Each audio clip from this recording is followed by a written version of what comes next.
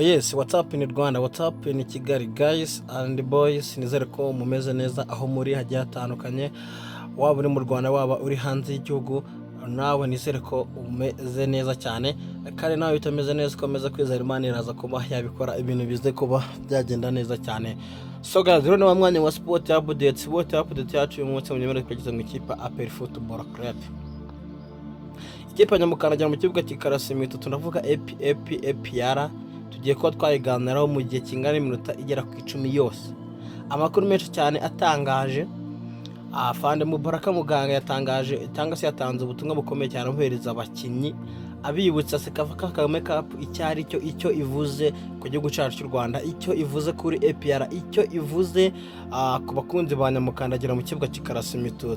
Ubwo ni ubutumwa Afande Mubaraka Muganga yaje kuba yatangaza ahereza abakinnyi ndetse n'abakunzi aba APR Football Club. CDS byatangiye rero ahereza ubutumwa abafana cyangwa se ahereza abakunzi ba APR Football Club. Ubu hari hatahiwe abakinnyi ndetse na staff technique yose APR Football Club, niyo yari itaye ngo ize kuba yahabwa ubutumwa bwo kugendera muri Sekafa Kagame Cup, bumve icyo baharanira muri Sekafa Kagame Cup, bumve icyo barimo guhatanira muri iyi mikino ya Sekafa Kagame Cup iraza gutangira ku munsi w'ejo. So guys, rero tugiye kubona muri sport update nitwa Pacifique. Niba ugeze kuri channel bwa mbere kana kuri buto ya subscribe, kore like, share ndetse na comment kugira ngo sport update by'umwihariko niba uri umukunzi wa APR Football Club ujye uzibona mu bambere. Nkwaye ikaze rero.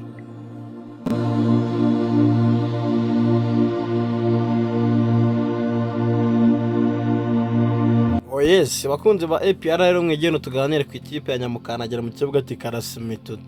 Ngoye nkuko kurera muri screen yawe, hano ikipe ya APR Football Club ni igikombe yari itwaye, barimo kugenda bagishikiriza umukuru w'igihugu Paul Kagame. Ngira ngo iki gikombe nicyo APR iheruka gutwara, nicyo iheruka kuzana i Nyarugenge.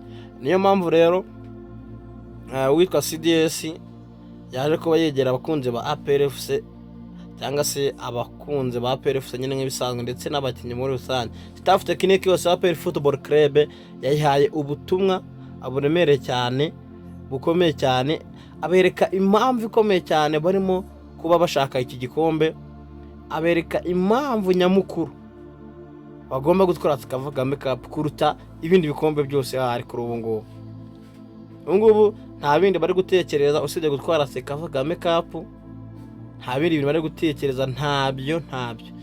Yababwiye ko guhera kakanya cyangwa se guhera ubwo yabagezagaho ubutumwa,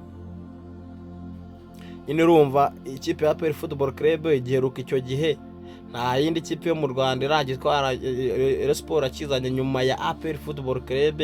Ubwo ikipe twavuga igitwaye mu myaka ya vuba ni APR, kandi ariko bari gucamo igihe.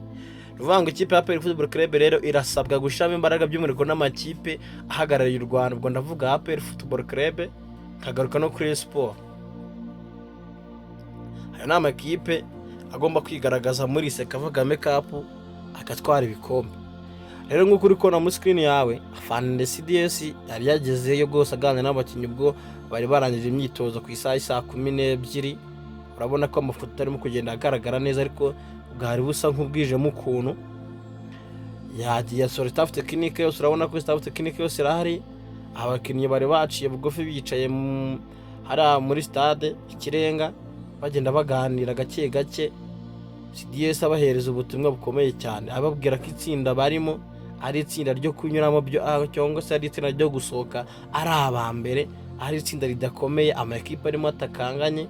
Hari nayo mpamvu bagomba cyangwa se nayo mpamvu babona ko kuba bagera kuri finale Sekafa Kagame Cup byaba ari ibintu byiza cyane. Hirya naho hepfo mu Nzove ndavuga kwa Murera naho bakaniye cyane bati Sekafa tugombe tuyizana.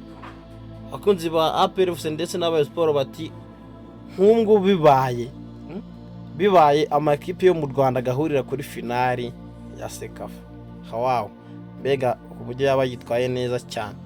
Ibaze rero Sport APR Football Club bihuriye ku mukino wa nyuma bigatwara cyangwa se bihuriye ku mukino wa nyuma Sekafa Kagame Cup, by'umwihariko irushanwa riri kubera iwacu mu Rwanda. Byaba ari ibintu byiza cyane byaba ari ibintu ebana byashimisha abanyarwanda muri rusange, nubwo wenda ari bikeba ariko kuri ubu ngubu dukuremo akantu k'ubukeba dushigikirane. Mwabibonye ko uwitwa Jangwani ndetse na Wasiri ebana bari gushigikirana, ibintu by'ubukeba babaye nk'abishize ku ruhande kubera ko bose bari mu irushanwa rimwe kandi bashaka kuritwara. Ibintu by'ubukeba byaba bigiye ku ruhande. Natwe rero nk'abakunzi ba APR Football Club ndetse na ba Rayon Sport dushigikirane, kuwa gatanu saa moya duhurire muri stade Amahoro duserebre cyangwa se dushigikire equipe ya APR FC, ndetse no ku cyumweru dushigikire Rayon Sport. Ndavuga abakunzi ba APR Football Club muze dushigikire Rayon nayo yitware neza, ibintu bigende fresh. Asoga zero ni mu rugo rwego rero twifuza ko amakipe yo mu Rwanda haba APR Football Club haba Rayon Sport yose yakagombye kuba yitwara neza. Byadushimisha, byaba byiza APR Football Club Rayon Sport zihuriye ku mukino wa nyuma wa Sekafa Kagame Cup.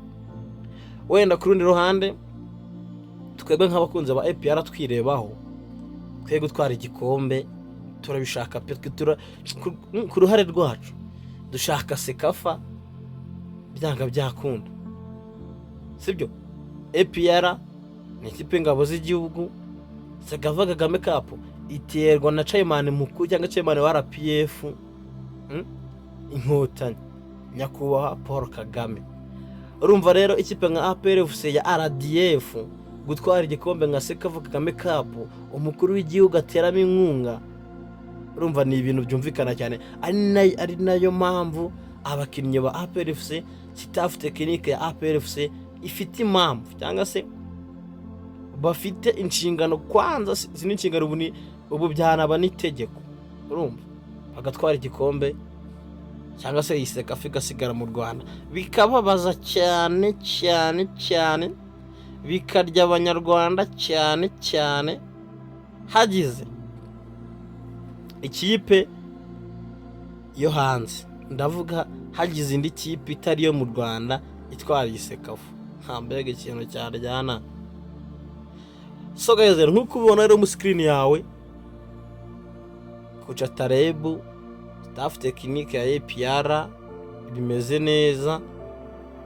Hariya nko kuri kwibona yandikaga uraniwe ubu ngubu, uraniwe umuyobozi w'agateganyo wabaye utsimbuye Deo Rusanganwa, yari afite gakayi yandika yumva mawayiza ya CDS arimo kumubwira, cyangwa se yumva ubutumwa, yumva intego zira ni intego arimo kugenda yandika, yumva intego bagiye kugenderaho muri rushanwa rya Sekafa Kagame Cup.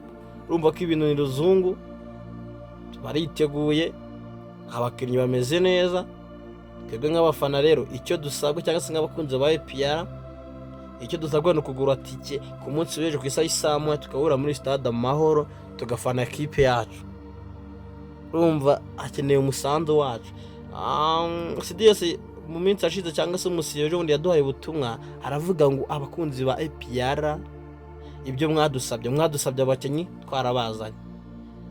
Bigaragara ko nyine ubuyobozi bwa APR bisigaye bwumva abafana ku mpande zose ku buryo icyo dusaba bahita bagikora. So guys rero ahasigaye na hacu, abakinnyi nabo bakatwereka ibitangaza cyangwa se babakinnyi batuguriye bakagaragaza urwego, cyari tugashigikira equipe yacu APR FC igatwara Sekafa Kagame Cup. Iyi Sekafa niyo iregaragaza urwego rw'abafana, bibutsa ko equipe ya APR FC niko dufite akantu kihariye ko kuba twaruje stade Amahoro nta mureyo. Mbibutsa gato kuri Azam rero turagira ngo tunabikore no ku munsi ku cyumweru stade tuyuzuze, noneho ducimaka burundu hagute none guys. So guys rero reka mbashimire cyane by'umwero ko wakanze kuri buto ya subscribe, ndagushimiye cyane. Nawe utarakanda kuri buto ya subscribe nikije ngukore kuri buto ya subscribe kugira ngo sport update amakuru nk'aya ngaya, cyangwa se wowe nk'umukunzi wa APR FC ujye ubona sport update uzibonera iki. YouTube channel Cardinal TV, channel yanyu y'abanyarwanda, ukanda kuri subscribe. Ngiye mukomeza kubona Pacifique, nabakunda cyane, Imana barinde. Ciao ciao.